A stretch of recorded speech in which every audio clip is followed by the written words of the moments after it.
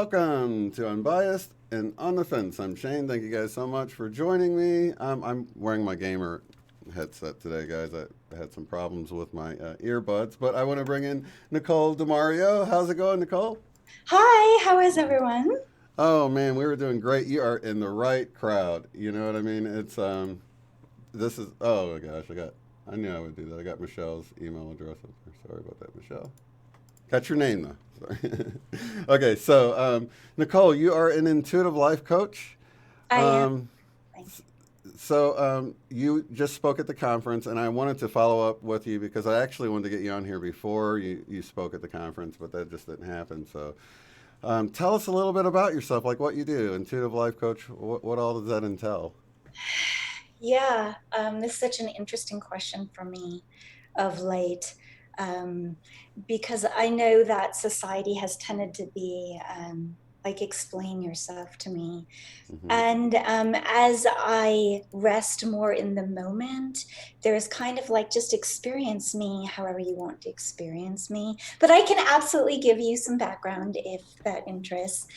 I have done some legal and health and academic and nonprofit consulting, and intuitive personal growth coaching. I studied a variety of different things in college. My first 3 years were epidemiology and health and nutrition and exercise physiology. And then I switched into political science with a pre-law emphasis, environmental pre-law emphasis. So just kind of different things. Does that Wow. help? Oh yeah, definitely. So how long have you been on the, I guess, life coach path, helping people, the intuitive part? I would say probably since 2008. Oh, nice. Very Yeah. good. Okay, so we were talking before we went on that you didn't have like some defining moment like some people have a near death experience or something. Have you always just sort of been on this path, or when did you sort of become aware that you know, were more than the flesh? I guess I should say. Yeah, I do have remembrance as a young girl, a young child.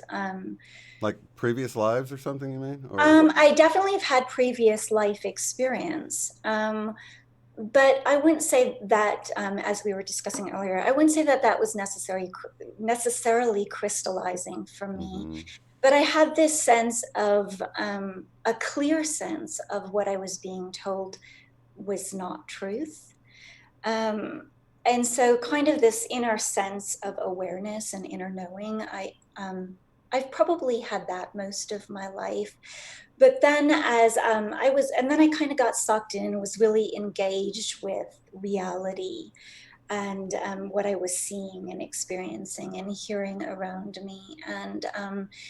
And then I had relationships, and they kind of just turned me towards that discovery of what is it, what is the truth, and not like personal truth or believed truth or experienced truth, but fundamental truth. I mean, that's always where it's at for me. Right. So like, yeah, I could say Well, I believe this is true, but my belief can create reality. It can create experiences. So for me, um, I focus on getting mindful with my language, because ultimately, I want the truth without the filter of me, without the story of me. that's so funny that you say that because that kind of branches off into how we see so many words hidden within words and meanings hidden within, and it's like all throughout our language. And anybody who's like well versed in this can like blow your mind because they can go on about the currency and the bank and the bank and the bank, the bank of the river, the bank that we put our currency or current and all of this stuff, and it's mind blowing that so much of what we, even the word, my friend Sherry brought this up to me, is the word coincidence. We use that so wrongly. We use it like accident, right? We don't use it like it's a co-creative incident, something that happened that was co-creative. We use it like it just happened out of nowhere on accident. We don't use it like, oh, my higher self was involved and just gave me the synchronicity on the clock, or made me think of this person moments before they called. How do you feel like that is? Do you feel like it's our higher self, or do you feel like what do you feel is going on behind the scenes with that? Yeah, I think we are always creating, Mm-hmm. obviously, either consciously or unconsciously. And some of the ways that we do that are through our vibration, our Mm-hmm. vibrational offering. Like, how are we feeling in this moment? And we tend to draw that more of whatever that is to us. So if we're feeling angry, we tend to draw more things that have us feeling angry. And so we can create that way, or we can just really say decisively and definitively, this is what I'm choosing, this is what I'm drawing to me, and Mm-hmm. focus there as much as we're able. And so then I think the best thing to do is to do it with the lightness of touch. I know if I have an intensity around it, it's difficult for the energy to get in there, and there's difficult for movement. Mm-hmm. I'm not impossible, but it can be difficult. And so I find ways to pull my energy back and approach it from a place of like, of course that's happening. And I don't need to focus on the how or the why or the when. It's enough to know that it is.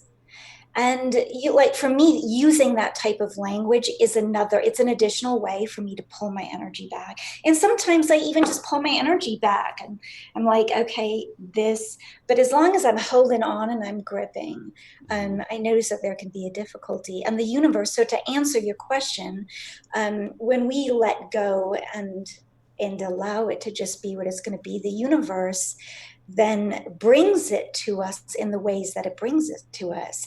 So, like, for example, you might be the avenue in which that particular circumstance comes into being. And I don't need to know why or how, not for me, that's just engaging the mind. Right. Right. But just to trust, like, oh, of course, I see the perfection and beauty of this is how it's coming into being. And you mentioned co creation.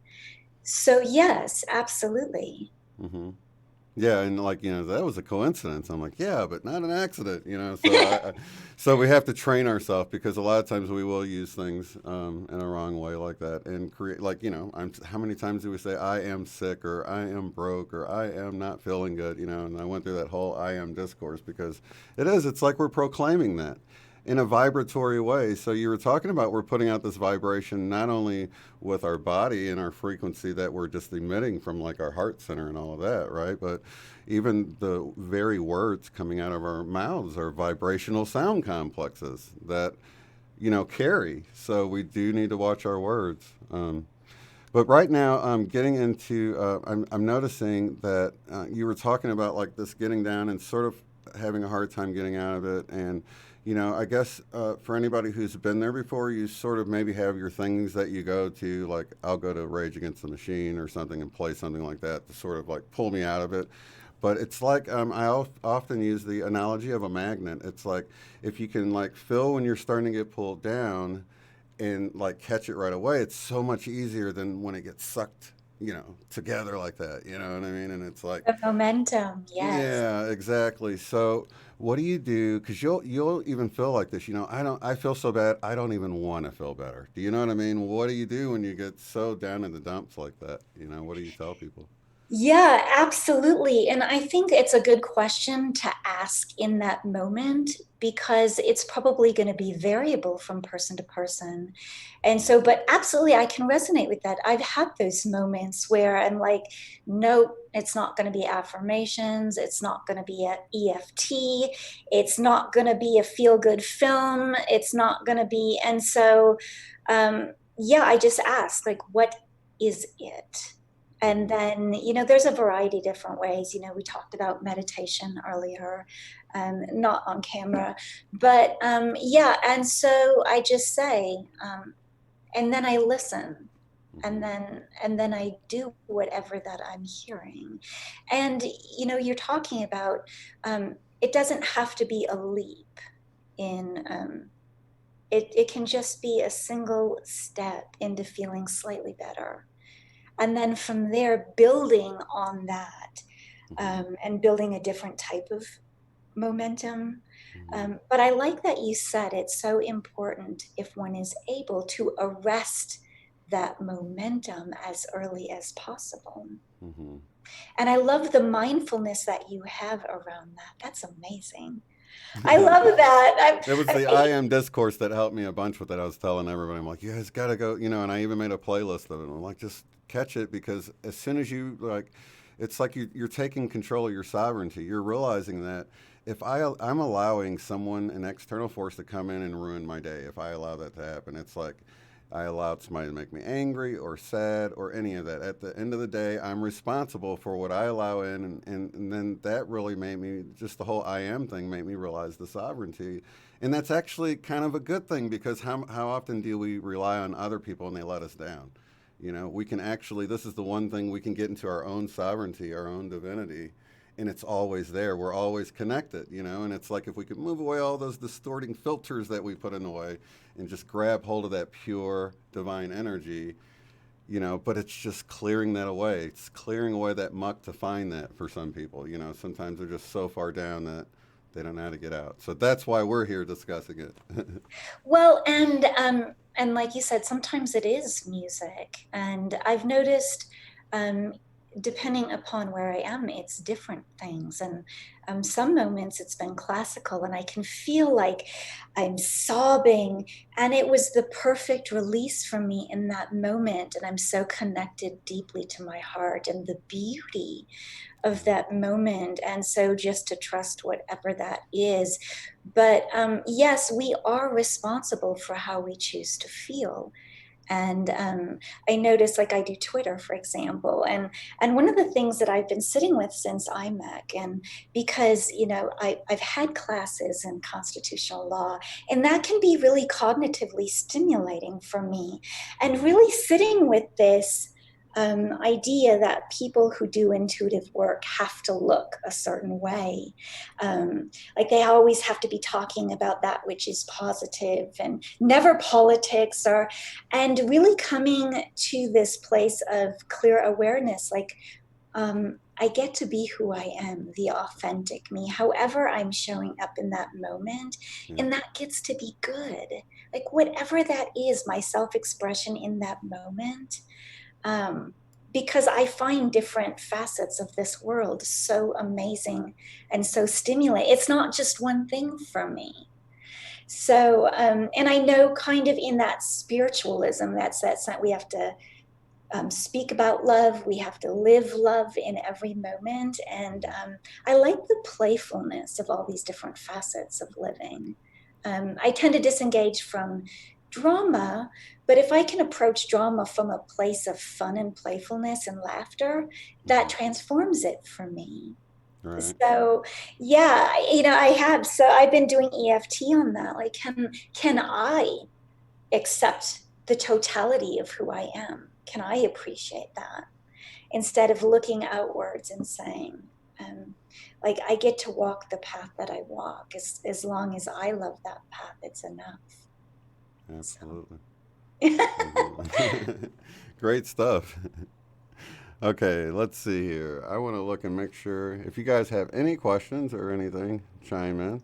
Okay, so before we went live, I was telling you about recently, and I kind of mentioned it with Michelle, this sort of anxiety ball of energy right in the heart, maybe the solar plexus area, and it like stops me in my tracks. I have to go sit down and meditate and ground and take some conscious breaths. Just really within the last week or two, and stronger than ever. I've felt it before, but typically I can just transform it into excitement, because it's sort of a similar energy. It's sort of, we just attach worry to this feeling and then it feels like worry, you know what I mean? So Mhm. at first it was like that, but now it's like, wow, it's like really strong and it's like, whoa, I need to sit down. So it's very physical. It's bleeding over into the physical. So it's manifesting in a very physical way that I have to take a few conscious breaths and I'm fine a moment later. So is there anything else you recommend? Or have you been experiencing this ball of energy coming in? Yeah, I love that you transmute it. I think that's beautiful. That's amazing that you do that. Yeah, I think it's. I have noticed. For me, it's not necessarily a ball, but it does. It has felt assaulting, and Mm-hmm. overwhelming, and like that sense of I can't catch my breath, and I liken Exactly. it to more Yeah. like a panic attack. And Mm-hmm. I do my best to disengage the mind, the wanting to know what this is, Mm-hmm. and just drop into the sensation of it, and do whatever you feel moved to do to transmute it. Like, I love that you're getting on the ground and you're allowing yourself to feel that connection Mm-hmm. and to meditate, and whatever works for you, do that Mm-hmm. to the best of your ability. Um, I have tended this week, because it has been so strong, waking up that way to, if it feels like I can't get on top of it, even that's a story, of course. I've used EFT. Mm-hmm. So until I can bring it down so it's more manageable, and then I can hop into meditation. And meditation can be so delicious, and it really just is so shifting, right? Right. Right. So connecting. It's a much better feeling, of course. And yeah, but I would say whatever that is, and I have tended, and even this is a story, of course, I have tended to be strongly empathic. So one of the things I say is I am not that. And I drop into that sense. When I'm aware, I drop into that sense of I am not this, and I am not this entity that is called Nicole, that is recognized by that name. And what that brings is just an absence of any kind of sense or constriction or sense of um, like body connection, or even Mm-hmm. any sense of this is a world, like that's a cup, this is a computer. It's just pure beingness. And I love Right. that. I like to play with that a lot, actually. So, That's funny, and I can tell because it's like that whole thing you're talking about actually connects back to what you were saying originally when I was like, "Yeah, tell me about yourself." It's like, "Oh, let me pull out my bag of labels." You know what I mean? It's like, you realize that these are just labels. This isn't who I am. That's not a tree. That's, so much more than a TREE, that word that we use, and it does. It's the language really can reduce something so beautiful as a tree down into four letters, and it's like, you know what I mean? It's like the labels really do, and I think it's a very human thing too. That's why we got all of the, all the different spirit guides and angelic realm and all that, and that's really important. But I don't think you like have to really know. You know what I mean? If you don't know who's responsible for the healing or whatever kind of energy you're trying to bring in, it's like it's an intention thing. You know what I mean? yeah, It's can it be enough that it's happening, that it is? Um, yeah, it reminds me of Le Petit Prince. And I read this years ago. I was fortunate to have a teacher that really, I've had lots of teachers throughout my life, actually, who have challenged me to really think for myself, and to look at things in different and new ways. And what I remember about that book, so keep in mind, this is a remembrance of, I was in fifth grade, um, but it was kind of, to me, it was poking fun at adults. Like, I make this much money. Everything was reduced to numbers and statistics. And I love that in IMEC, Jerry, I said that I was asked and invited, thank you, to do this introduction of who I am. And I just really felt so deeply that I want you to experience me as you experience me, because that's so true for that individual. And I just felt so connected from all of these things. And Jerry did an amazing job. He's such a great person. And I mean, everyone was so great to me. And thank you. And I love that. Thank you. Um, It so is I, such a great group, and it's like that in yeah, person too. It's wonderful to be able to sit down, and we kind of miss that between the regular viewers getting to sit down like they did at the actual conference in November. So we missed that, having to do it all online, and we hope to get that back. But yeah, you could still feel the love and the connectedness and the high vibe energy. Yeah. Even though we're all over the world, it was still coming through nice and strong. Yeah.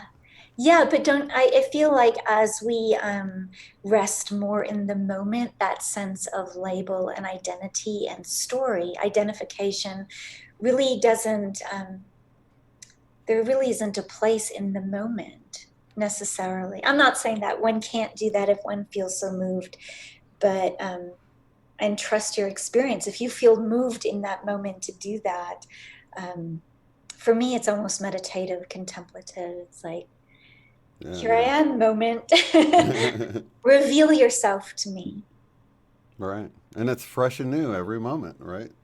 every moment. That's what's so beautiful about it. Okay, so I had a little synchronicity. I was talking with a friend, and I was like, you know what? I want to have my own book of Shane. Just like the Gospel of Shane is actually what I said. So you have a book of Nicole. I do. Tell us about that. What's that about? Um, yeah, so I consider it channeled material for the most part. And it came from different things, conversations, or I would just be in my day and the moment would be fully formed and I would write it down. And then I said, well, what do I call it? And the name just came through, the Book of Nicole. And I thought, well, how perfect is that? When it came through, because I thought I was raised Catholic and I grew up with the Gospels and all of that stuff. And that's not my attachment or my affiliation in this moment. But I just thought it was beautiful. It was like the symbology of that for me just felt, I thought. And then the interesting thing about this story, I mean, my daughter had this friend and she was showing me some design work, and it was actually clothing design. This friend wanted to do design work for Victoria's Secrets, but she was showing me kind of these fairy costumes and things that she's doing on the side for Halloween.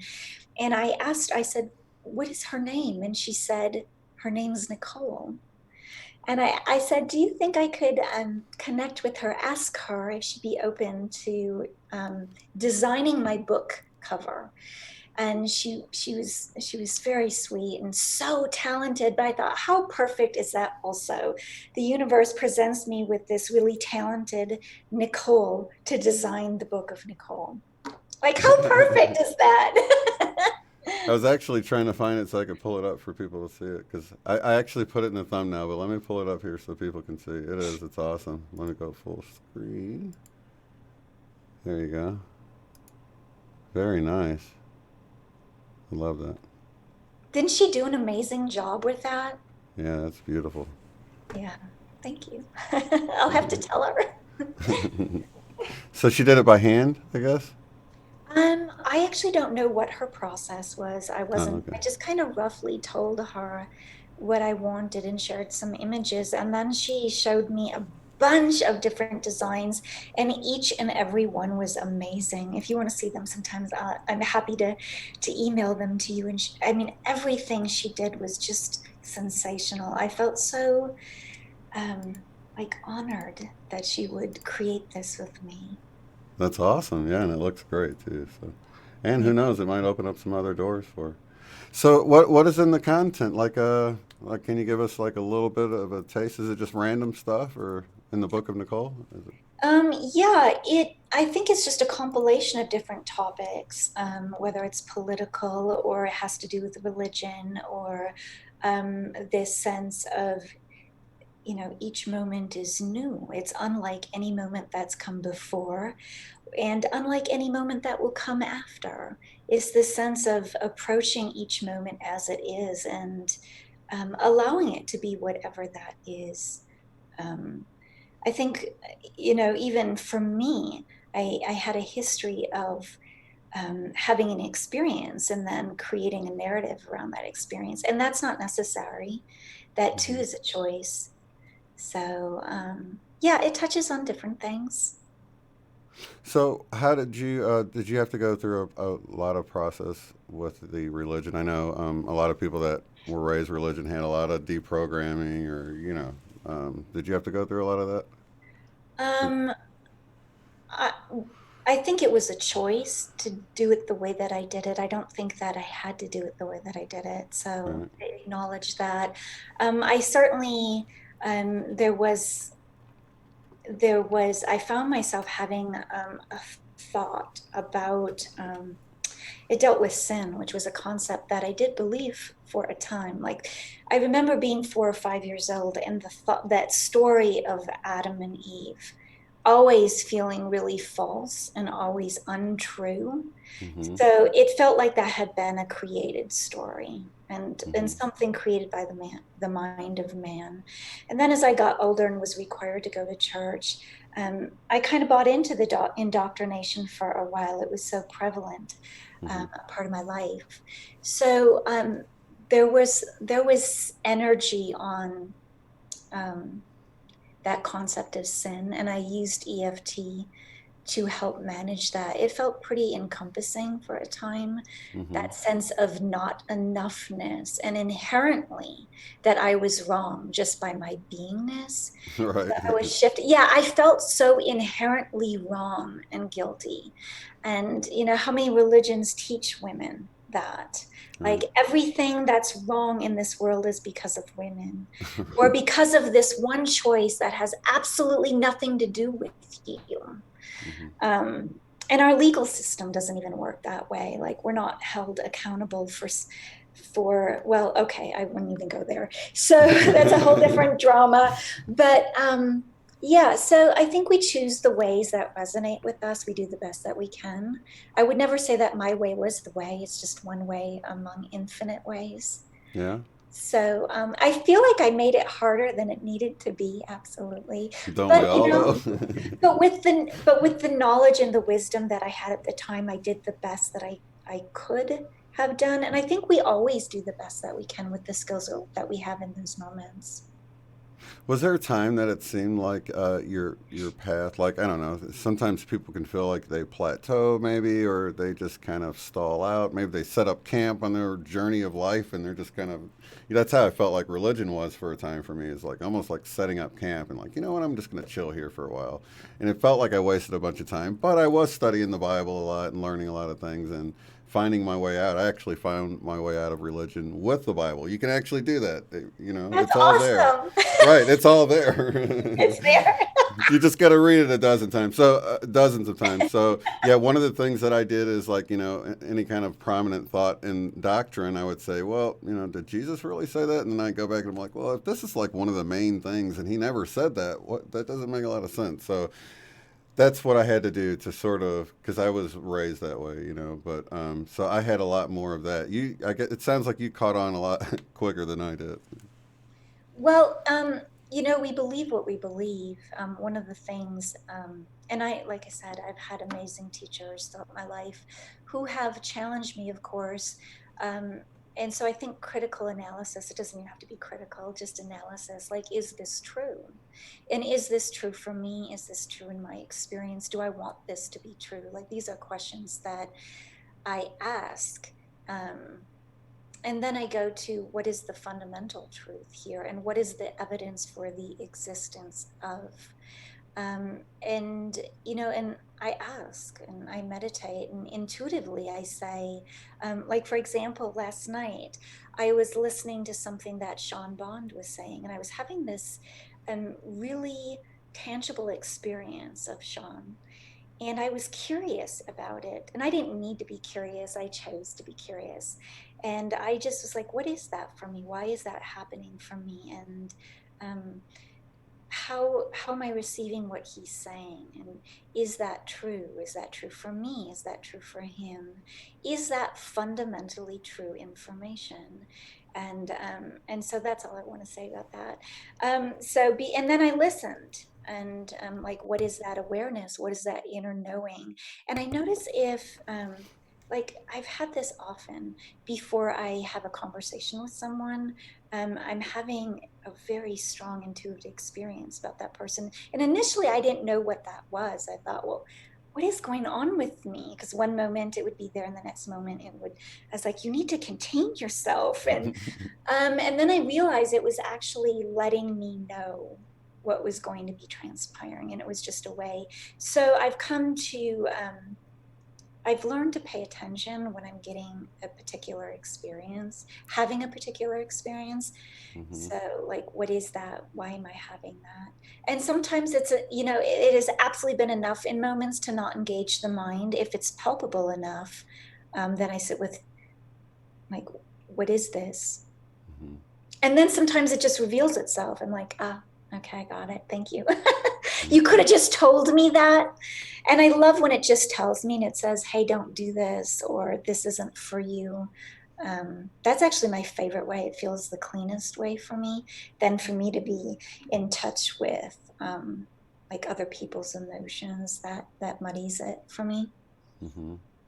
So it's almost like before you have an encounter with someone, is it a good or a bad encounter, or just it doesn't matter? It's like you almost get a download of an energetic download. It sounds like you have a Yeah, feeling of how it's. it doesn't matter what the quality of that experience is. It just lets me know, like, this is what it is. This is what it's going to be. And I have at times, if it's something that I want different, I do my best to shift the energy in a way that I desire, get really conscious about that. Um, and I do different things, like we talk about putting a magnet out or encapsulating myself in a space that contains me in my energy, or I'll encapsulate somebody else in their energy. I just use different tools like Yeah, I that. think we all have our things. Yeah, Yeah, vacuums. whatever that tool is for you, I ask in the moment, like, what tool is going to work for me so that I can feel sovereign. Um, Mm-hmm. and again, it's about not making somebody else responsible for one's experience. It's about full ownership. Like, Mm-hmm. this is my space. And so, how am I going to maintain my space? That's on me. That's my Right. responsibility.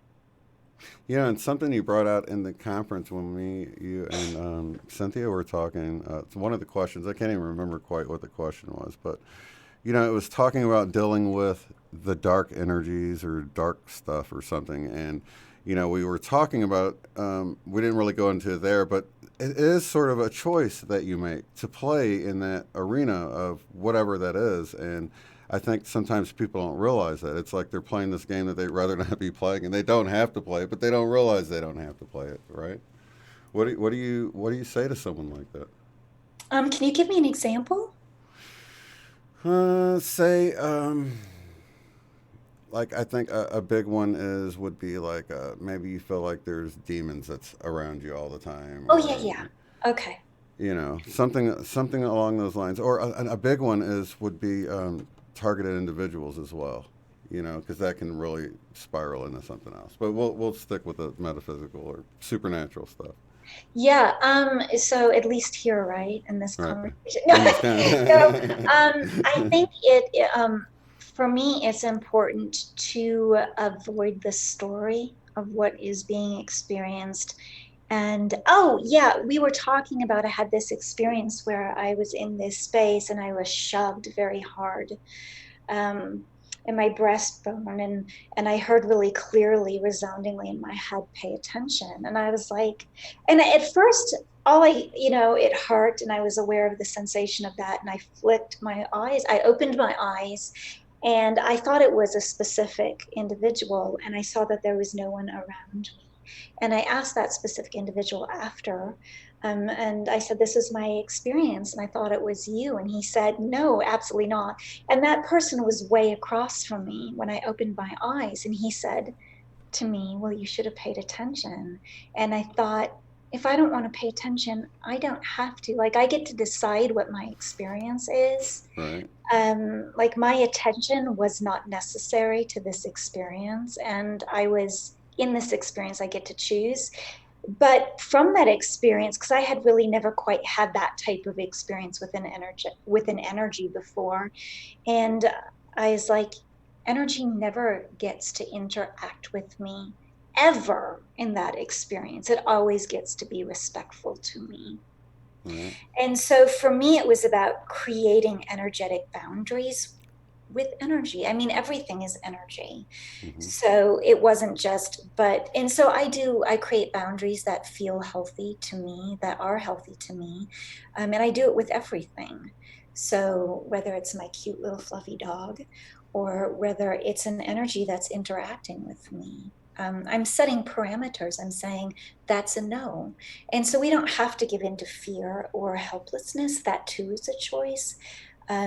So yeah, and there's those like ghost hunting shows and things. And I think that's so dramatic because they don't have to have those experiences. They don't have to choose that. Does But that it make makes it, sense? oh yeah, it makes it better for TV to run around and shake the camera and stuff, though. You know what I'd be like, ah! I mean? And I was in New Orleans with my daughter, and we went to that sanitarium that's supposed to be the most haunted in New Orleans, and I remember going into this room, and there was just a couple of us, and they locked the door, dun dun dun, turned off the lights, and I remember thinking, "Oh my gosh, it's so hot in here." And I said, "Oh no, it was cold and the fan was going on, and I thought I'd really like this to stop. I'm cold." In the next moment it stopped. And so it was crazy. And then my husband, he was there, he's like, "Roll the ball," and he was very commanding and disbelieving, and I heard very clearly in my mind, "You cannot command me. I'm not an animal to be spoken to that in that way." And I was like, I was just so honored that I was having this connection. It was very respectful, and I shared it when they came to let us out and turn the lights on, and I said I had this experience with the fan, and someone said, "Well, I want the fan on," and it started kind of to rotate a little bit, and I thought, but I really want it off as long as I'm in this room. And it turned completely off again. And I thought, like, we can have these experiences with these presences that can be fun and playful and respectful and honoring of everything in that space. Do you deal with your do you have a higher team that you like deal with, or do you deal with other people's higher team in the work that you do as a life coach or anything like that? I don't. No. Um, What I, about what about your direct team? Do you like do you just I guess sit in meditation and bring hear stuff? Like how does it come in for you? I've had it all different ways. I've had overlapping experiences, overlapping realities. That one's kind of interesting to. But I've had it meditatively. I've had it where I've just heard a voice that says, "This is not for you." Hmm. Um, and so I felt it, I experienced it just in a number of ways. And I don't think it needs to look a certain way for any person, just allow it. And one of the ways that one of the reasons I don't use a team, because I don't think that we need people to interface.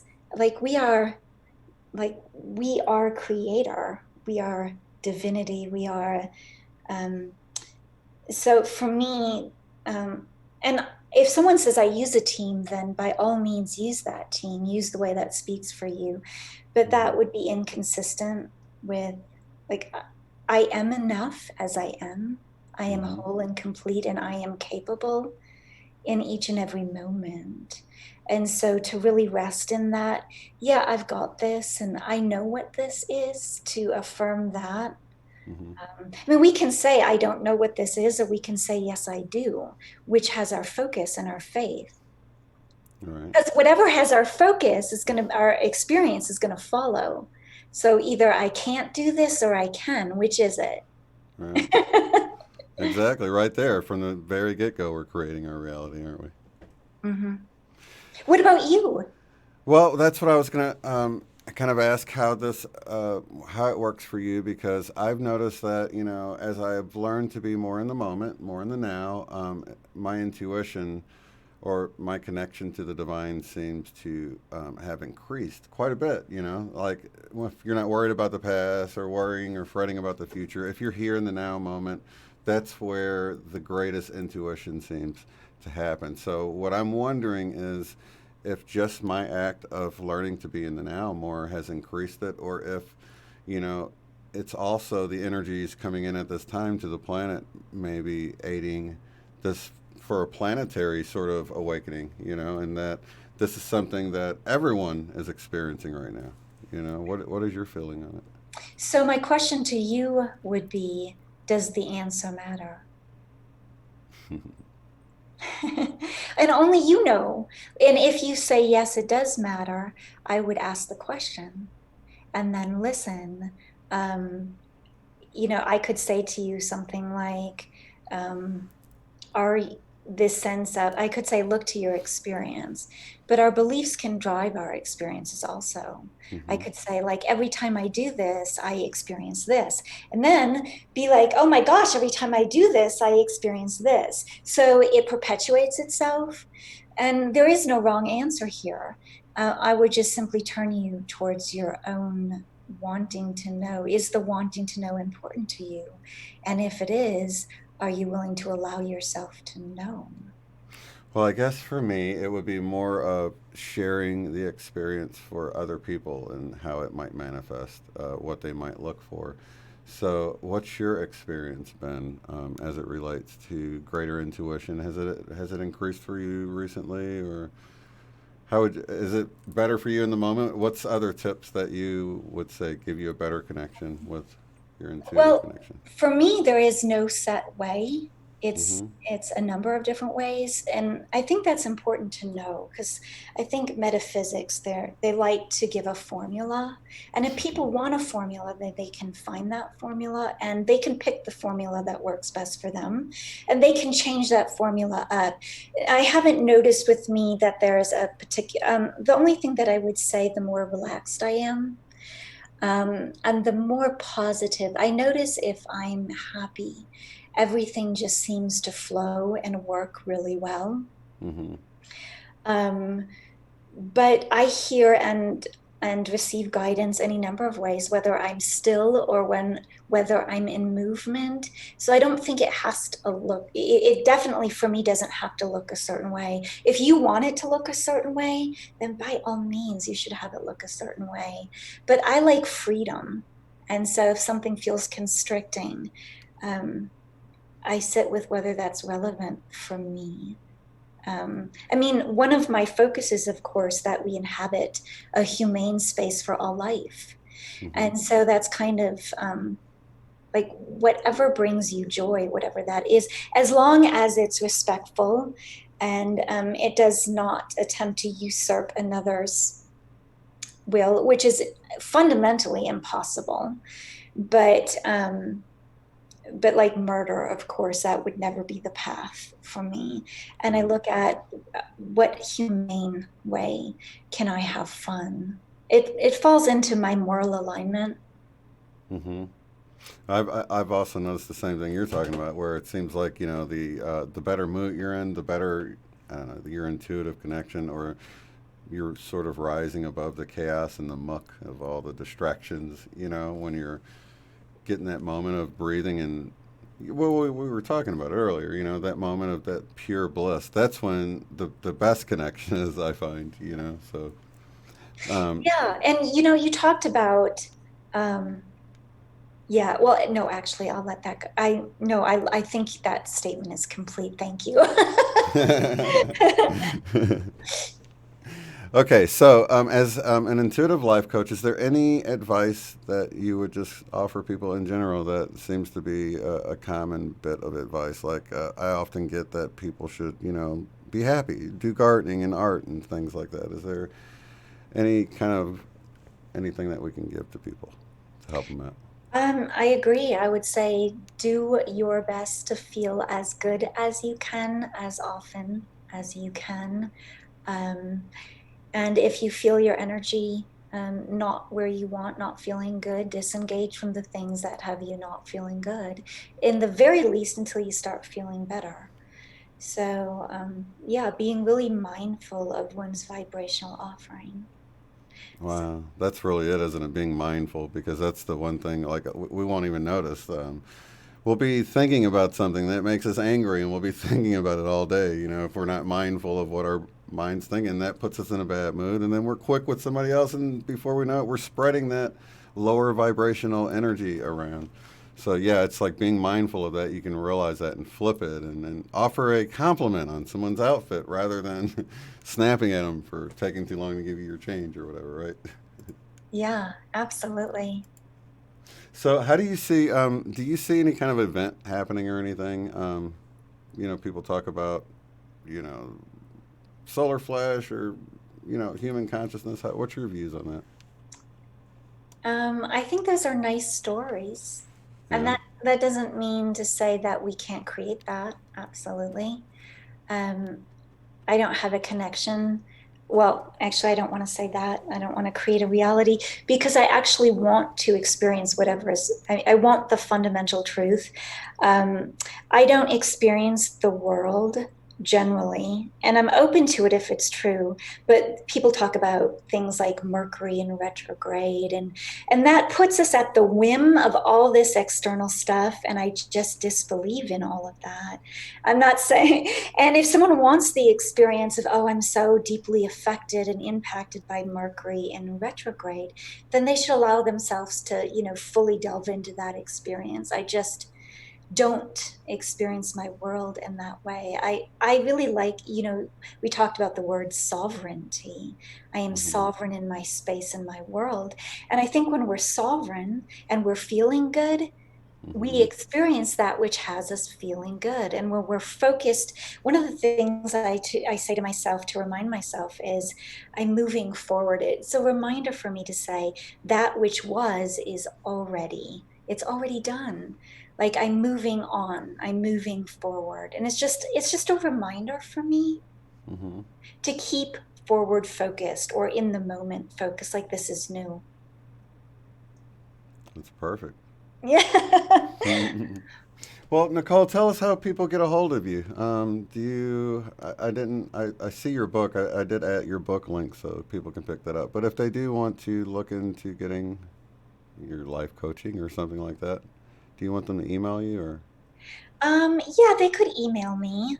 And yeah, I could tell that to you now, or I could email it to you, and that can be posted, or I have an Instagram. Um, Which way is better? I'll actually put it on the screen. That way you're not hit with a bunch of spam. People will have to actually look at it and, you know, type it in. the email, Yeah, I think that's yeah, probably. it is deliciously divine and the number 4 at gmail.com. Okay. At Gmail? At gmail.com. Gmail.com.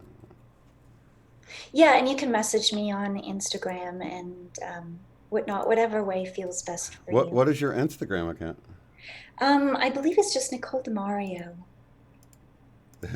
You don't know me. That's how I am. I know. I Uh, haven't like it's hard to I keep know up with them all.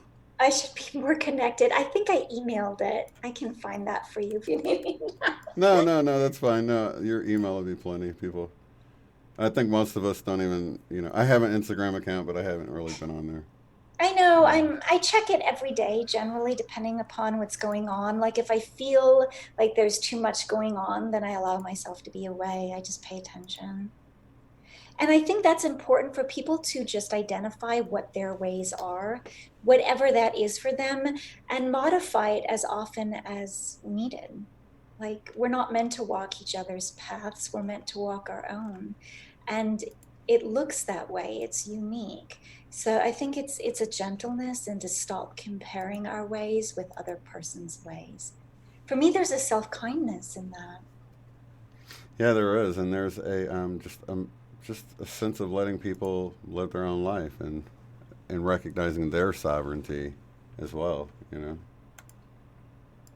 Yeah, and like, for example, I do transcendental meditation, and there's a recognition that that's just the way that I'm choosing now. I could choose something completely different, and so I would never argue that it's the best way.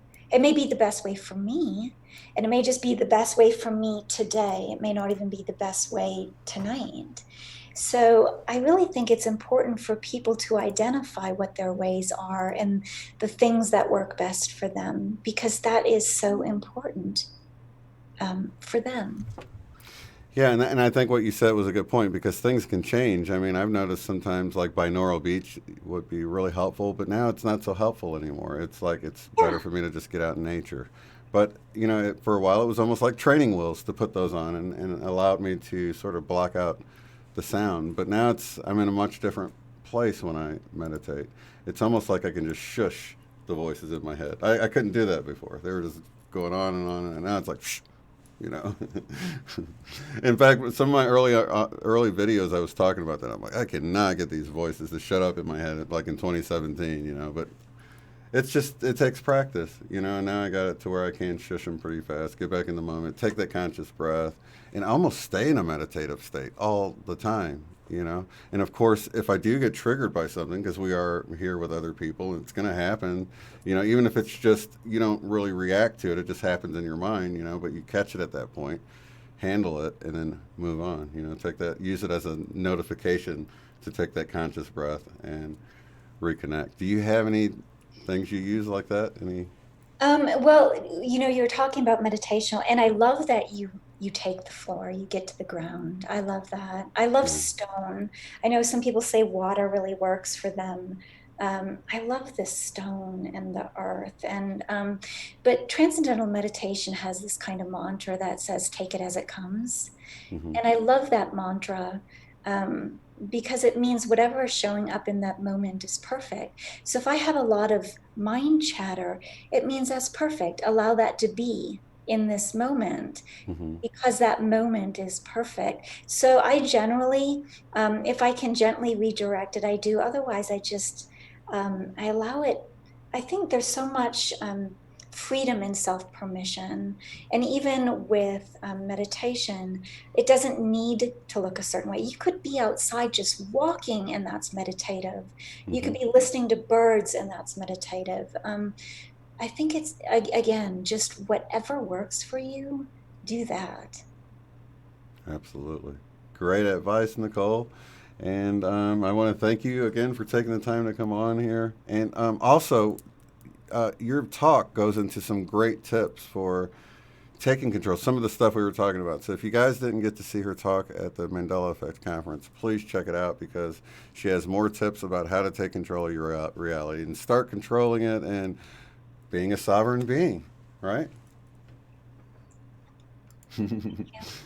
Well, thank you so much, Nicole. Lots of love, light, and unity to you and each and every one of you guys here and watching later. And we'll see you in the next one. Peace. Absolutely. Thank you so much. Bye bye. We are clear. We're clear. Oh. There you will find the live stream schedule displayed in your local time right there on the front page. Below that, you'll find links to take the Beyond Quantum Healing course at a discounted rate, purchase our book, Mandela Effect, Friend or Foe, in paperback or ebook, or to contact me to schedule a BQH session. At the top of the site, you'll find links to help support the work I do, access the free private forum where you can discuss organizing get-togethers in your area, Mandela effects, and more. Thank you all so much for being here.